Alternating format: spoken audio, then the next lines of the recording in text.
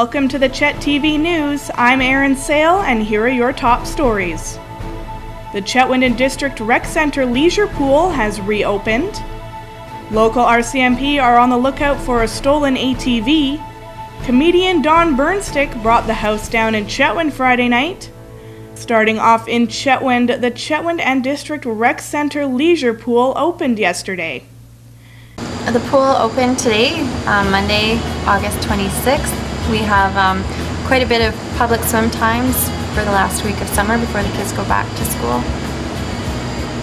How's the construction out in front? How does that affect the patrons here?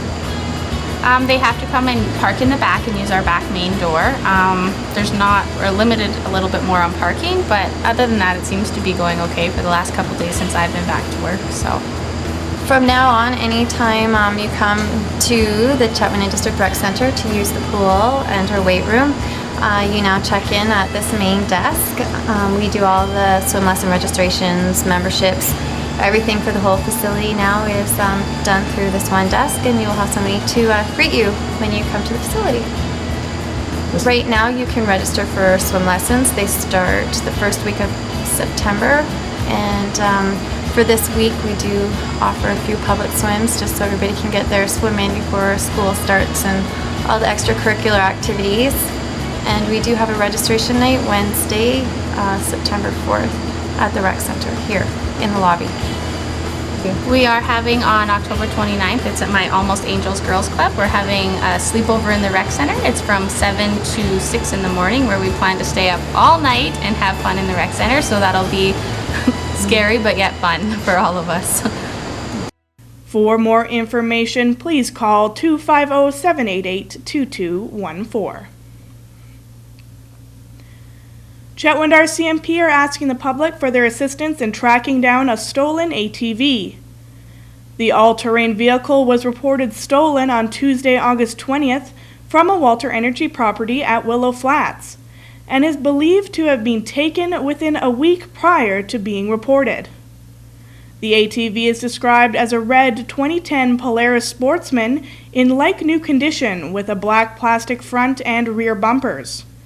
If you have any information regarding this theft, please contact the Chetwynd RCMP at 250-788-9221. More than 350 residents made their way down to the Chetwynd Rec Center on Friday night to enjoy an evening of comedy and dancing. Canadian stand-up comedian Don Burnstick had the crowd in stitches before brand new local band The Wobbly Pops took the stage to dance the night away. Chet TV was on the scene. Don, welcome to Chetwynd, first of all. Beautiful place. It's awesome here. But I love Chetwynd. Because you guys recycle each other. Oh, come on, your ex is sitting over there.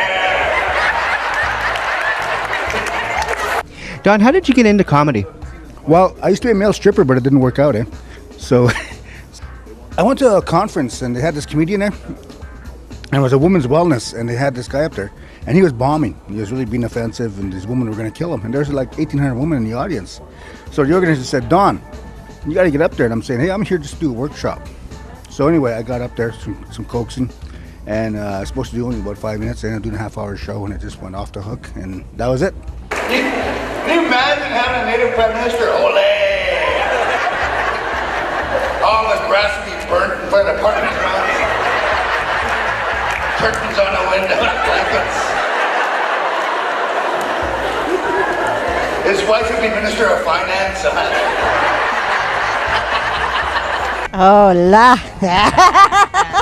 By the way, you can't fucking name me. I'd never write my jokes, I never wrote a joke in my life. It just kind of comes up, and whatever works, I kind of hang on to it. We're also introducing a new comedian, Chad Anderson from Winnipeg. He's going to be opening up for me tonight, so. I was standing on this one side of this res road, she was on the other. We locked eyes. I said, ooh. Res dog ran between us. And the rest of the pack followed. About 15 years ago, Winston Watney came to me and said, "You're the next one. You're the one that's going to take this to the next level as a native entertainer and comedian." And I think Chad's going to be the next guy that's going to take it to the next level. So I'm mentoring this guy, and I brought him on the road with me. Hi, I'm Don Burnstick. Those of you who didn't pawn your TV, you're watching Chet TV. Looking to Dawson Creek now, the second annual regimental dinner in support of the RCMP's Cops for Cancer's Tour de North is coming up soon. It will take place on September 12th at the Encana Events Center. The evening will serve as the final fundraiser before 24 riders from all over the Peace region hit the road on a journey that will see them cycle over 900 kilometers for this very worthy cause. More than simply a dinner, the event will include a 5-course meal, along with a silent auction and capped off with 2 comedians entertaining the crowd on hand. Tickets are just $75 and are available at the Encana Events Center box office, as well as the Dawson Creek RCMP detachment. Moving to Charlie Lake, the 11th of 19 rural town hall meetings revolving around the controversial new building bylaw for the Peace River Regional District was held last Thursday night. The majority of concern expressed at the meeting revolved around the large cost and extra work involved in having the PRRD oversee every step of building. Some of the major sticking points included residents not being allowed to live in the basement of a house they're building, as well as a declaration on the building permit application that is too all-encompassing in assigning liability to a homeowner. Others question the need for duplication when inspections already have to be done when securing a mortgage. Both Hadland and Area B Director Karen Goodings said it is likely that at the end of the town hall process, they will be recommending that the regional district rescind the bylaw. Chetwynd's own town hall meeting to discuss the bylaw will take place August 27th at 7 p.m. in the rec center. Moving to Burns Lake, during the early afternoon of Saturday, August 25th, the body of Brett Smith, 36 years of age, of Prince George, BC, was located deceased in Takasi Lake. Terrorist search and rescue were assisting Burns Lake RCMP when the discovery was made. Smith's death has been determined on non-criminal and turned over to the British Columbia Coroner Service. Smith was reported missing to the Burns Lake RCMP on Thursday, August 8th, after failing to maintain regular contact with family members while in the area for work. A subsequent search of the lake located an abandoned boat on the north shore with some personal belongings that belonged to Smith. An extensive 5-day land, air, and water search utilizing numerous resources failed to locate Smith. In northern BC regional news, a provincial report found that the Northern Health Authority has one of the worst records for proper hand washing. Hospital staff wash their hands on average less than 70% of the time. The worst culprits are physicians. Dr. Stephen Chang is faculty in the UN Northern Medical Program and says they teach their students this is a very important practice and why it's important infection control.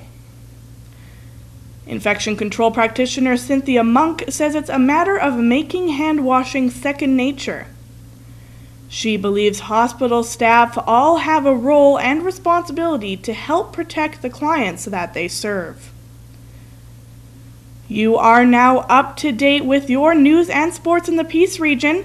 Stay tuned for the upcoming weather update. For Chet TV, I'm Erin Sale.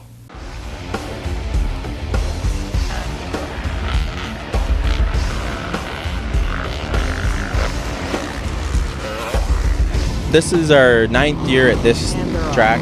Every year we go, and we had a lot of positive feedback this year, and I think we're doing really good. I race Ladies B, so I race all with women.